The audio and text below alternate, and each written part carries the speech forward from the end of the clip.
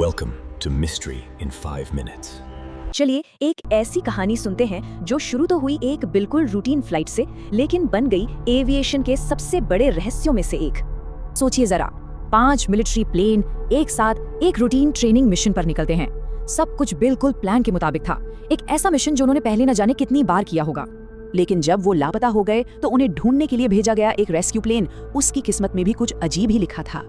एक ही दिन में पूरे 27 लोग जैसे हवा में ही कहीं खो गए। और जो चीज सबसे ज्यादा हैरान करती है वो ये थी, ना कोई मलबा मिला, ना कोई जिंदा बचा, बस एक गहरी खामोशी, कोई सुराग नहीं, कुछ भी नहीं। तो चलिए देखते हैं कि आखिर उस दिन हुआ क्या था। शुरुआत तो एक मामूली सी ट्रेनिंग एक्सरसाइज से हुई थी, लेकिन इसका अंजाम बेहद गैर मामूली था। तो बात है 5 दिसंबर 1945 की। वर्ल्ड वॉर 2 अभी अभी खत्म हुआ था। फ्लोरिडा के नेवल एयर स्टेशन से 5 विमानों ने उड़ान भरी। मिशन अटलांटिक के ऊपर एक सिंपल सा नेविगेशन अभ्यास, और सबसे जरूरी बात, टेक ऑफ के वक्त सभी सिस्टम्स ठीक थे और मौसम भी बिल्कुल साफ था। कुछ भी गड़बड़ होने का कोई संकेत नहीं था। इस पूरे ग्रुप का नाम था फ्लाइट 19। इसमें थे 5 TBM एविएजो एयरक्राफ्ट, जो उस जमाने के काफी मजबूत और भरोसेमंद टॉर्पीडो बॉम्बा माने जाते थे। और इनमें सवार थे 14 ट्रेन्ड क्रू मेंबर्स, जिनको लीड कर रहा था एक काफी अनुभवी पायलट। लेकिन फिर अटलांटिक के ऊपर, जहां दूर दूर तक जमीन का निशान नहीं था, वो पल आया जब सब कुछ बिगड़ने लगा और यहां से वापसी का कोई रास्ता नहीं था। कंट्रोल टावर को फ्लाइट लीडर का पहला और काफी चिंताजनक रेडियो मैसेज मिलता है, मेरा कंपास काम नहीं कर रहा, मुझे नहीं पता हम कहाँ हैं।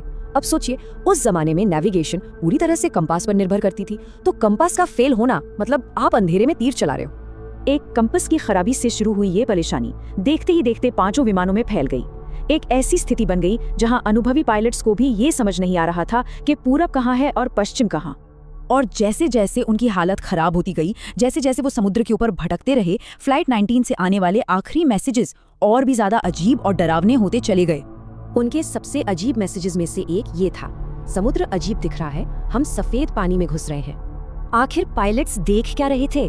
ये सफेद पानी का क्या मतलब था? ये सवाल आज भी इस पूरे रहस्य के सबसे अहम हिस्सों में से एक है। धीरे धीरे उनका फ्यूल खत्म हो रहा था, अटलांटिक का मौसम भी बिगड़ रहा था, और फिर अचानक उनके आखिरी रेडियो सिग्नल्स कट हो गए, और उसके बाद सिर्फ खामोशी। पर ये कहानी यहाँ खत्म नहीं हुई। असली ट्विस्ट तो अब आना बाकी था।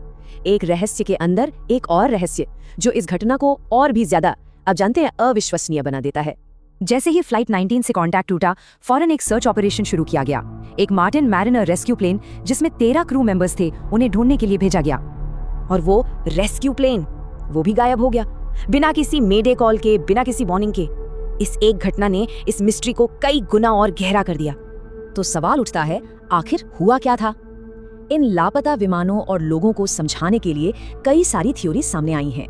कुछ फैक्ट्स पर आधारित है, तो कुछ बस अंदाजों पर। अच्छा, तो जो ऑफिशियल एक्सप्लेनेशन है नेवी की जांच के मुताबिक, उसमें कहा गया कि ये पायलट की गलती और खराब मौसम की वजह से हुआ।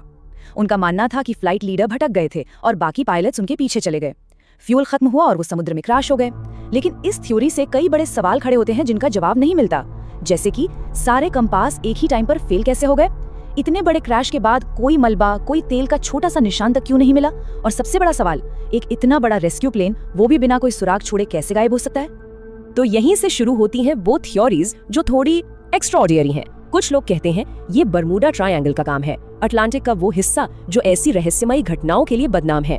कुछ थ्योरीज कहती हैं कि वहाँ कोई अजीब मैग्नेटिक डिस्टर्बेंस हुई होगी, या शायद टाइम स्पेस में कोई गड़बड़।